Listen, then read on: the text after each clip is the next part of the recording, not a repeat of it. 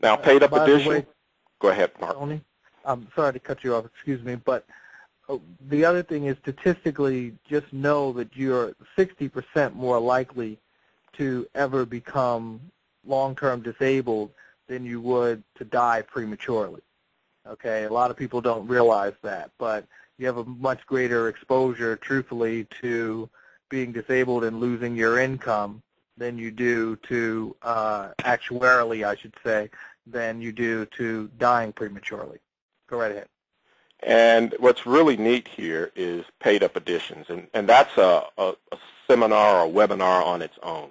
But here's what I need you to understand. We will get questions all the time. Tony, how soon will I be able to use my policy to do some of the things that you talked about on the webinar that I'm about to talk about right now? And my statement to them is it's driven by you. But the paid up additions is the secret back door. Remember, I told you back in the 80s, Congress stepped in and changed the rules because the wealthy used this type of policy to create tax-free, non-reportable income.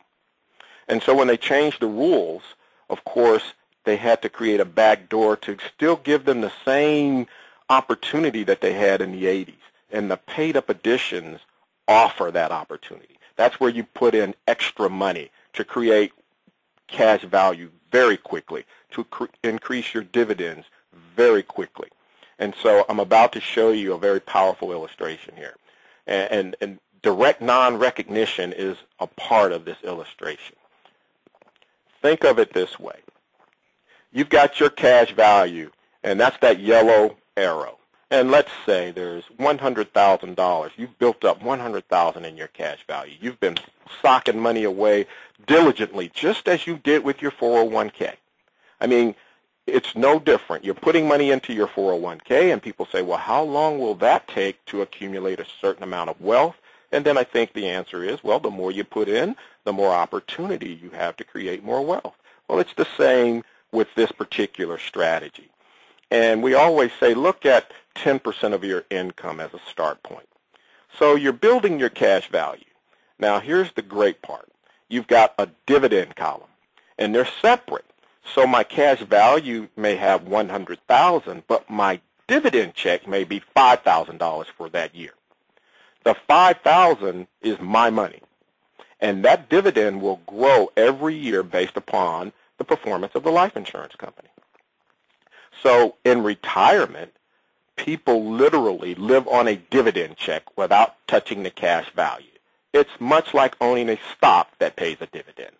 If you own $400,000 worth of stock in, say, GE, and it's paying a dividend, a $1 dividend, and you own 5,000 shares, then you would get $5,000. That would not impact your $400,000 worth of stock. So the dividend is very important. So here's what we're going to do. Of that $100,000, we're going to borrow, say, $50,000. Purchase a real estate opportunity, if that's what you're good at. I'm not suggesting that you go do that if you're not good at it. Whatever you're good at, this is what you use the money for, even if it's just to finance your automobiles. But we're going to use real estate. Now, when I move the $50,000, remove that from the cash value, the dividend, now watch this, the dividend will continue to grow as if the $100,000 is still there. I'm going to say that again. There's $100,000 in my cash value. I remove $50,000 to take advantage of a real estate opportunity. My dividend does not recognize that I have removed the $50,000. That's what direct non-recognition means. It doesn't recognize that I'm using the money. So my pension income continues to grow, yet that money is in motion and I'm using it to purchase real estate. Now, imagine the great opportunities that are out there right now, and you make the purchase, and one of the challenges of buying real estate, of course, is if you borrow $50,000 from someplace, you're required to start making a loan payment. So if you borrowed the $50,000 from your 401k, that following month, you need to start making the loan payment. Well, in this particular situation, I will not make a loan payment. I will wait until I sell the property, whether that's 6 months, a year, or 2 years. But let's say I sell that $50,000 property for $80,000. I'm going to return the $50,000 back to the cash value. I'm going to pay whatever interest I was charged on the money.